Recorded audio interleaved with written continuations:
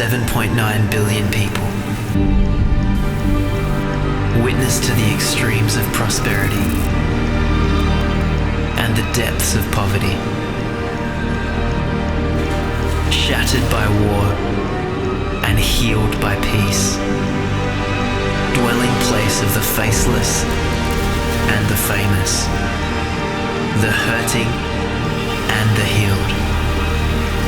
Endlessly orbiting, groaning with sadness, aching with injustice, filled with lives crushed by suffering, displaced by adversity, hopeless in hardship, and longing for destiny.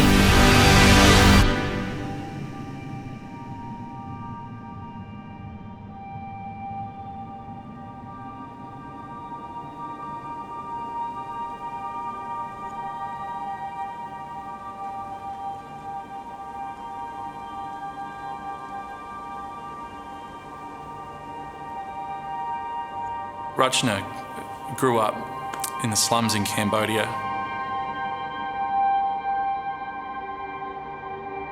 At a young age, was abandoned by both her mum and her dad. She was living with her grandma. She had a huge sense of abandonment. She had nothing. She was like many of the young people and the kids. She would be in rubbish dumps looking for scraps, just something to sell, something to eat, something to wear. Kids of varying ages up into even teenagehood. That was their life. There was nothing after that. A very select few might have the opportunity to go and study one day. Maybe. But for her, that wasn't a possibility. There was no future. It was scavenge every day, survive, and then there's nothing.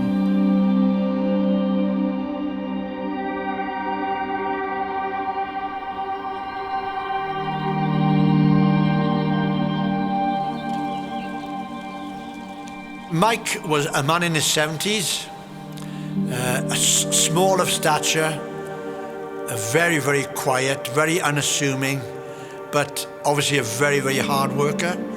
Mike was a gardener. He also worked on the land. He was married for a long time, but fairly recently lost his wife.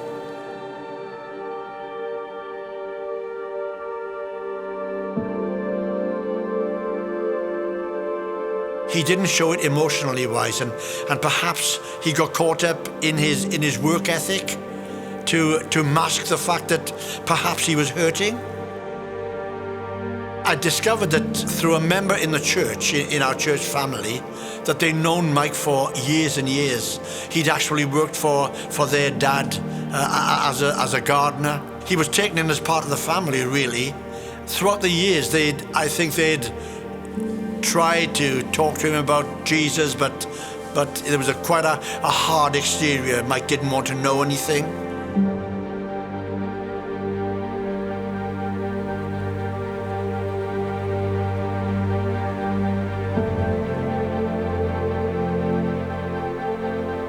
International students are everywhere in our city, in all of our universities that come to study here, and 2020 would have been the hardest year for them. A lot of them are here without any family. A lot of them actually lost their jobs and they weren't able to get any government support. So a lot of them were in such need for just even housing, food, or just even family in general to come around them. I just can't even imagine the pain, the agony, the struggle that they all went through.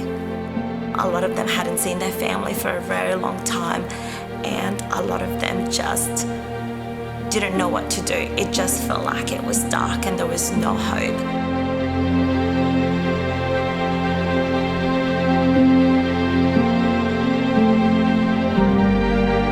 Who would look upon us marred by brokenness and see our beauty?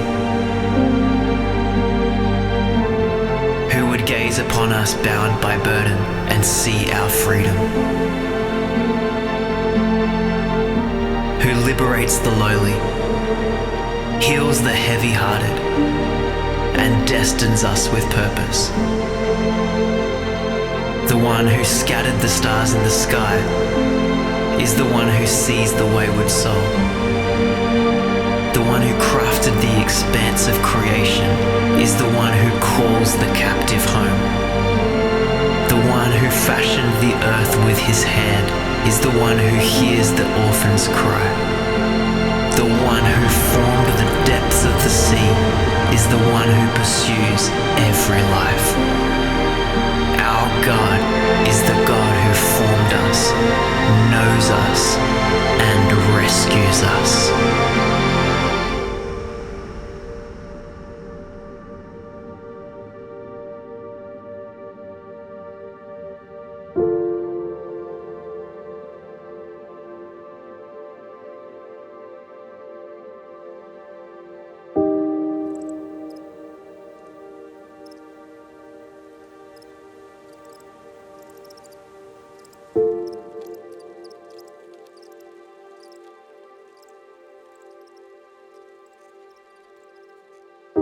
So I got to meet Mike by delivering a red box.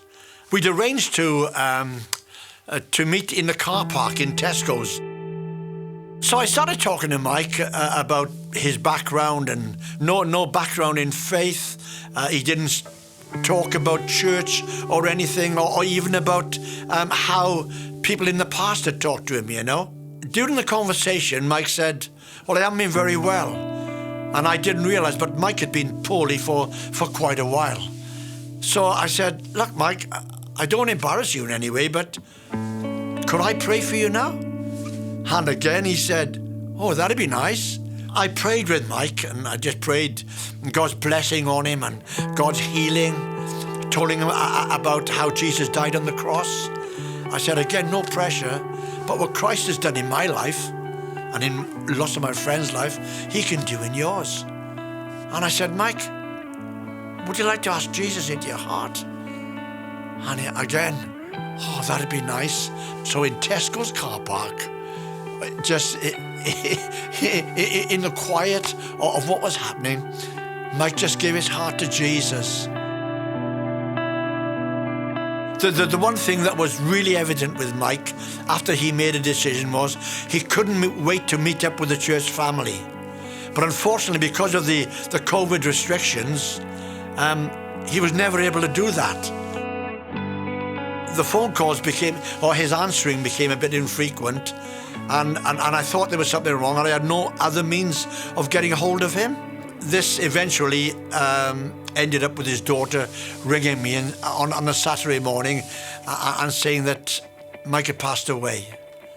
And I was gutted because I'd have loved just to have held him. You know, I couldn't go into hospital because of the COVID restrictions, but it was just a glorious time sharing with the daughter the decision that Mike had made, the reality of knowing where Mike was now. I wept and I said, "Thank God, thank you that you used me as an instrument."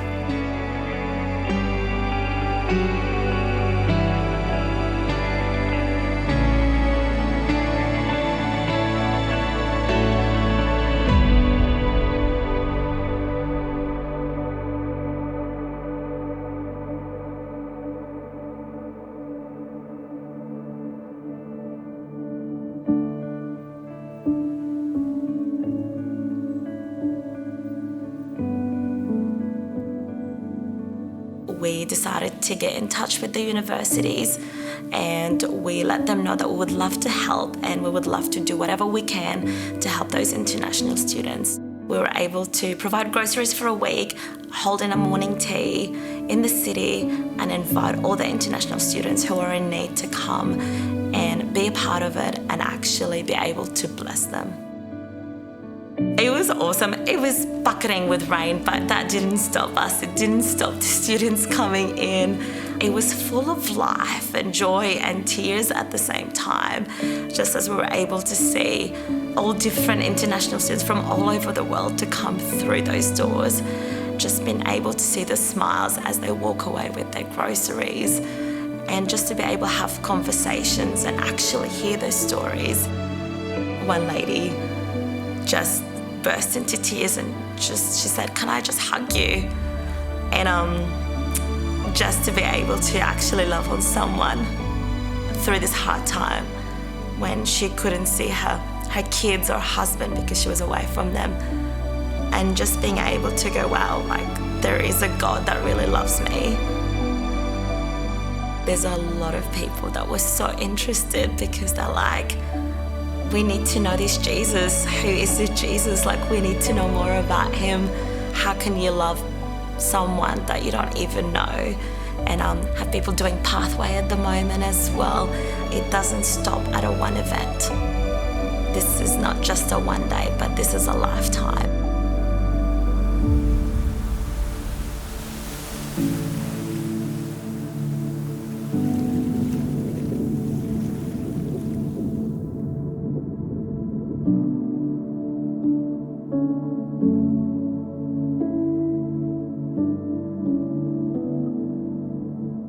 I met Rachna for the first time in Esteli in Nicaragua on a missions.me trip, so One Nation, One Day.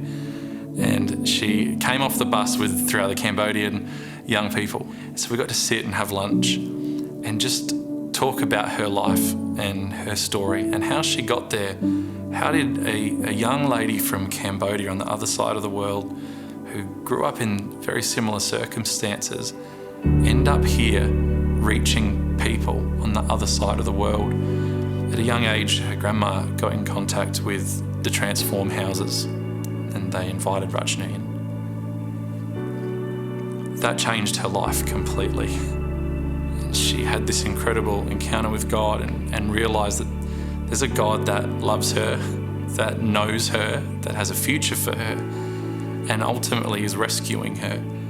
And God just spoke to her, had this thought, this dream, that God would send her around the world to share her story, to share his story, to talk about his love, to talk about how he rescued her, how he found her, chased her down, loved her, and his incredible grace.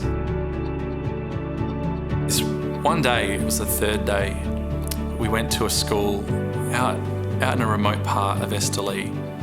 We did the dance, we did the drama, and then we started sharing Rachna's story about how when she was young and her parents leaving,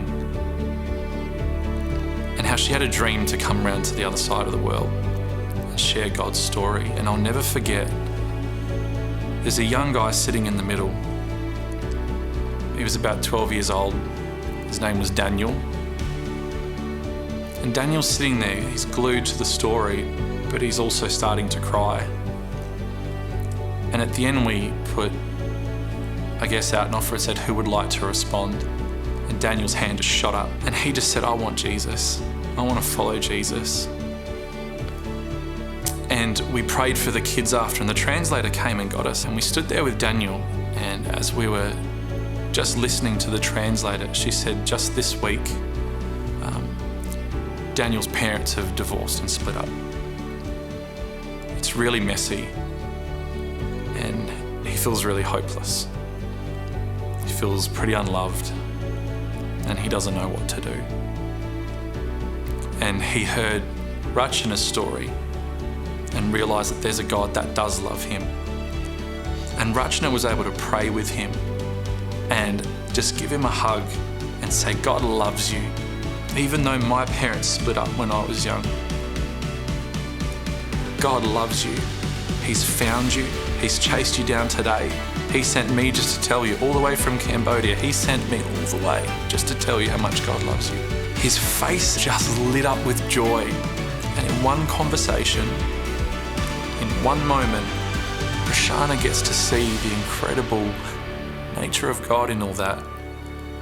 That in one conversation, she sees someone's life completely turned around.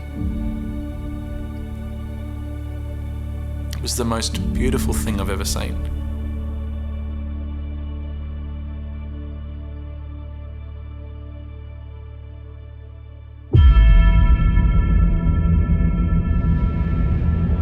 Every life has a purpose.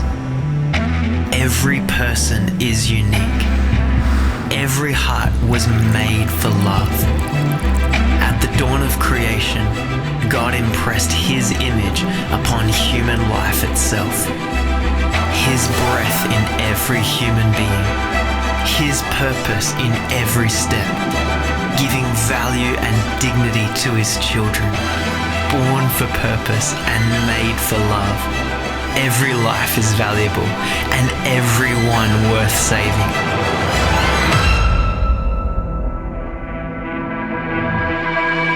No distance is too far to travel. No height too treacherous to climb. No price is too great to pay. No border too distant to cross. God's love cannot be shaken. His mission is set in stone. Rescuing the hurting, empowering the rescued, and deploying the empowered. This mission is our mission. This same passion is ours. We will not stop until everyone is rescued, everyone is empowered, and everyone is deployed. We will see God's mission outworked through our mission as a people of faith unite. We will not stop running until everyone is reached. As the story continues, our chapter begins. One step leading to the next step. One miracle leading to the next miracle. One life leading to the next life. One story leading to the next story. One person rescued. One person empowered. One person deployed, leading to one more person rescued. One more person empowered. One more person deployed. This is our mandate. This is our movement. This is our mission. Rescue, empower, deploy.